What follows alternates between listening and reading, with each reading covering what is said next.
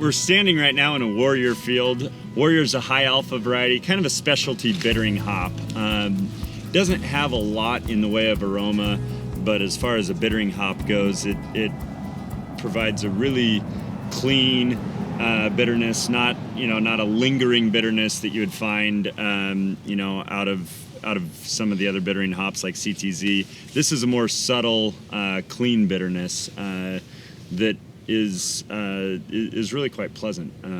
It's probably one of the more popular specialty bittering hops. You wouldn't find it dry hopped much, but used early in the kettle for getting a nice base IBU level, and has been pretty successful.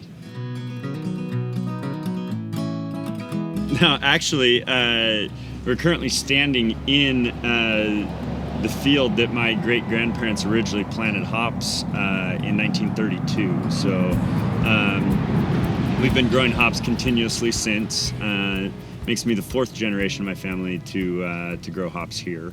We planted hops the year before Prohibition was lifted. As it became increasingly clear that that was going to happen, the brewers at the time came out to Yakima and started recruiting people to grow hops for 1933 when Prohibition was lifted and they could start brewing beer again.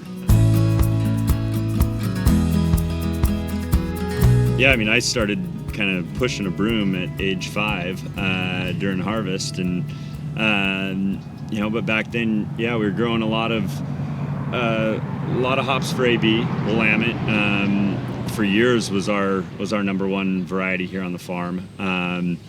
Grew Tettnang, Aquila, and Banner, which were two aroma varieties that are now long gone. Have grown Hallertau. And a lot of varieties that have since kind of fallen by the wayside.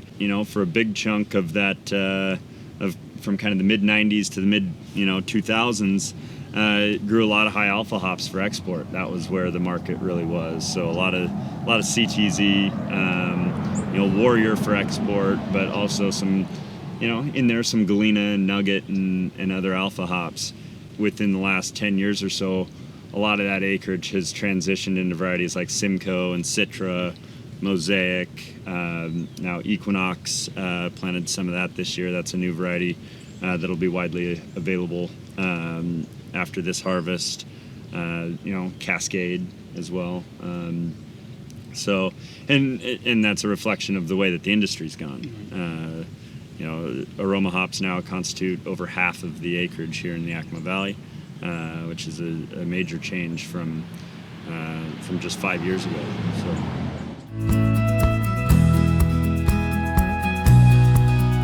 We have an immense amount of choice of variety that we've never had before, and new varieties coming out all the time that make brewing really fun and interesting for us and the consumer, I think. The response out there seems to be the newest and the best is what people want, and we really try to achieve that, and we work with the farmers and the companies that have kind of dug themselves into creating new varieties for us to play with and then pass on to the consumer for a product that hopefully then that our buying that and our purchasing that comes back to the farmer to allow them to have greater flexibility and sustainability. Yeah, and that kind of increased communication between brewer and grower really helps us, in staying out in front of what the brewers need and what they're looking for out of their hops. And the conversation has completely changed from the days of talking with, just the purchasing agents at the big brewers. Those conversations were very different than the conversations that we growers have with craft brewers. Craft brewers want to talk about variety and quality and things like that, not just alpha content and price. Yeah. It becomes a much more interesting conversation and kind of how can we help each other. It's kind of now seems like it's becoming an annual pilgrimage of craft brewers to Yakima, over the last few years. And it's nice because before, we wouldn't ever have brewers come visit us. We'd grow hops, we'd put them in boxes and ship them out. And now it's brewers coming out here and visiting us and selecting the hops, sometimes right out of the field, which is a great development for everybody. I know, and I'm not going to refer to Pat on this one, but if there's some editing involved, I think we can start it. But I think it all starts with, if I'm correct, germplasm, with crossbreeding, that happens each year. Yeah. Starting with a male and a female. A male and we're going to go back to 5th grade health class. Right, There's a male and a female, and the hops and the seeds. Put them in a sack, and the bees. Pretty much. And they do their thing. Yeah. Their plant thing. But yeah, and then the cross produces seeds. Yeah.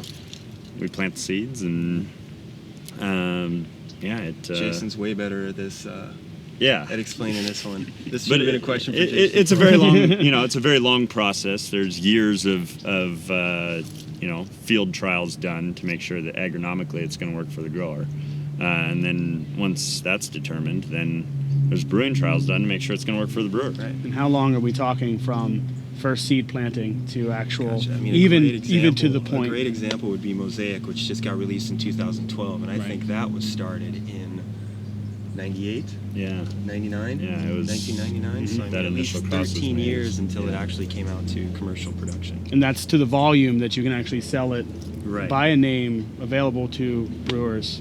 In our breeding program, there'd be, say, 25 to 50,000 seeds planted in a year. Well over half of those would be culled out within the first year. Mm-hmm. Either they're male or, susceptible to disease, or, just have other agronomic issues. They'd be culled out.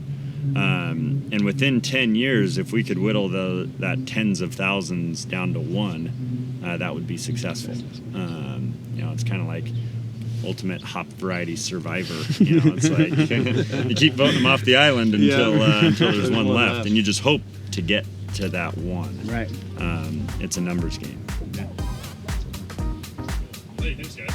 Yeah. I wish you guys had beer. I should have gotten you guys some beers. You know, cheers for us. Next time.